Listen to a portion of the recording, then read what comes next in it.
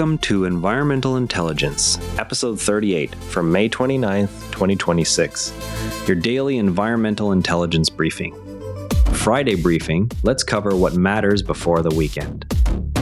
Federal Environment Minister claims substantial climate progress while facing Bloc Québécois accusations of historic policy reversal.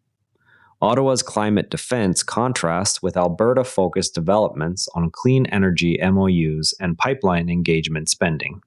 The Hill Times federal statement, Clean Energy Canada joint letter, and Tyee reporting on Alberta's BC Indigenous outreach each carry distinct implications for compliance planning. Practitioners should track federal-provincial coordination signals this week. The Hill Times reports the federal environment minister stating Ottawa is doing a lot on climate. The Bloc critic labels current policy the worst climate backsliding in Canadian history. No specific SEPA amendments, carbon pricing adjustments, or Fisheries Act changes are detailed in the coverage. The exchange highlights ongoing tension between federal climate messaging and provincial critiques without new regulatory text or deadlines. Consultants managing multi-jurisdictional projects should note the absence of concrete implementation milestones in the statement. Watch for any follow-up federal-provincial statements that could affect Impact Assessment Act timelines or harmonization efforts. A joint letter from Canadian clean energy experts warns that failure to secure robust outcomes under the Alberta MOU will undermine national clean energy goals. The statement does not cite specific EPEA sections or new thresholds, but flags risks to project approvals and investment timelines. Alberta-based practitioners should review current MOU drafts for implications on renewable and electrification projects. Alberta is directing $5 million through lobbyists and consultants to build support among BC Indigenous communities for pipeline projects. No new EMA or EPEA provisions are referenced, but the spending targets regulatory and consultation processes.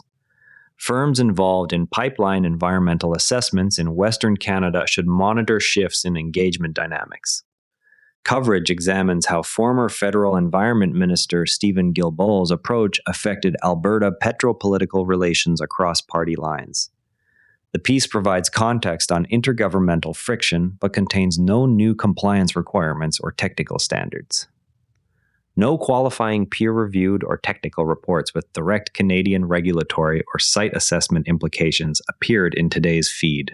Now, speaking of pipeline and energy projects, here is something worth understanding in the current environment.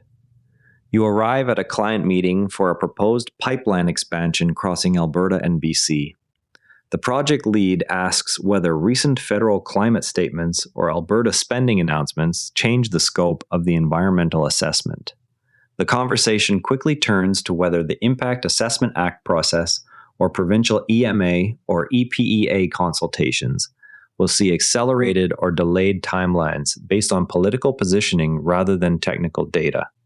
Experienced practitioners recognize that ministerial rhetoric rarely alters statutory triggers or CCME-aligned risk assessment protocols. Yet it often shifts the intensity of Indigenous and public consultation expectations in the field. The key insight is to treat political announcements as indicators of enforcement posture and resource allocation at the regulator level. They are not changes to numeric thresholds or delineation methods. The most common mistake is rewriting work plans or sampling strategies in reaction to headlines. The fix is to maintain the existing technical program while adding a short internal memo documenting how current consultation records already address the issues raised in public statements. If you are working on renewable or electrification projects in Alberta, review the Clean Energy Canada joint letter for any signals on MOU timelines affecting current approvals. Update internal tracking of federal-provincial climate coordination statements for implications on multi-jurisdictional Impact Assessment Act files. Brief pipeline assessment teams on Alberta's $5 million BC Indigenous engagement spending and its potential effect on consultation records.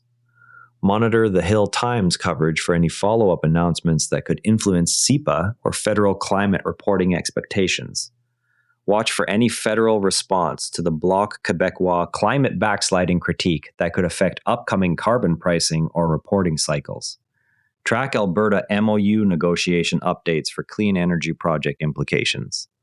Note potential BC consultation activity tied to Alberta pipeline support spending.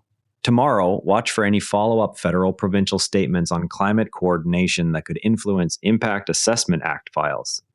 That covers today's environmental intelligence. If you found this useful, share it with a colleague who needs to stay current. We're back tomorrow morning. This episode used AI voice synthesis of my voice. Editorial selection and analysis are my own.